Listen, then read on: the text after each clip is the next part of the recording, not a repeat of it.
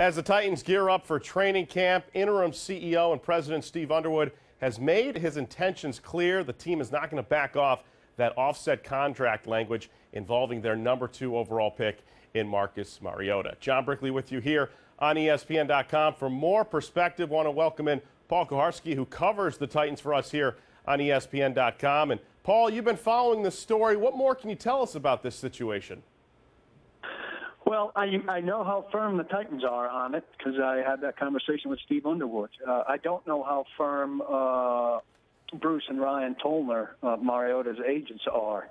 But I can't imagine that they're any more firm in their resolve than the Titans are. The Titans have never lost on the offset language. I know a lot of people think it's a minor thing, and it is a minor thing. It's not going to come into play. The second overall pick in the draft, who's a quarterback, does not get cut by the team that drafted him inside of 4 years. It's just a huge rarity, and that's the only point in time that this would come into play. If Mariota was cut, would he be double dipping on salary, collecting what's owed to him by the Titans, and collecting a salary from a new team, presuming he's signed?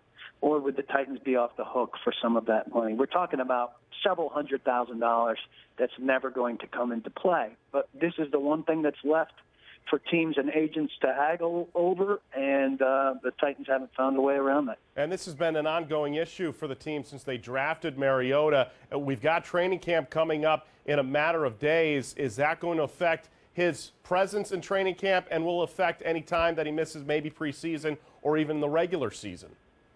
They're definitely not that deep. They report to camp on the 30th. Their first practice is the 31st. I would expect somebody's got to budge that last week of July. Both sides would really be doing a disservice to Mariota for him not to be in. I have to think the agents could find some sort of other concession addition to the deal that they could get a win and claim victory while the Titans would still be able to stick to their principle on offset language and not break their streak, so to speak. Could it cost them a couple days? Yeah, it would be awfully stupid by both sides for him to miss early training camp again over something that's really an issue that has such a small chance of coming into play. Mariota has been a bright spot in terms of coming to Tennessee, helping revitalize that quarterback situation, Paul. But would this play at all of a distraction or any type of issue once he gets with teammates in training camp at all?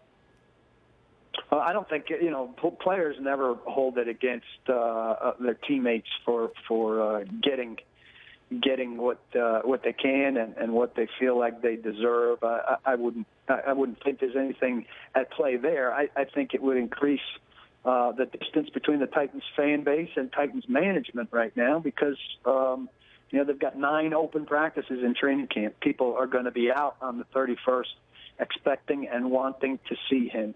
That shouldn't be a negotiating factor for the Titans.